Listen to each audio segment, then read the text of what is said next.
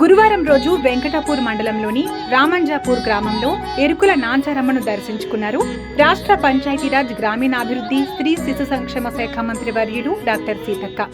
ఈ సందర్భంగా ఆమె మాట్లాడుతూ, మన కట్టు బొట్టు మన పూర్వీకులు మనకు ఇచ్చిన ఆచార సంప్రదాయాలను కాపాడుకోవాలని, ప్రతి ఒక్కరూ సుఖ సంతోషాలతో ఉండాలని, ఎరుకుల నాంచారమ్మ దీవెనలు ప్రజా ప్రభుత్వానికి ఉండాలని, వచ్చే జాతర వరకు రాష్ట్ర ప్రభుత్వం తరపున అన్ని విధాలుగా ఆలయ అభివృద్ధికి కృషి చేస్తామని అన్నారు.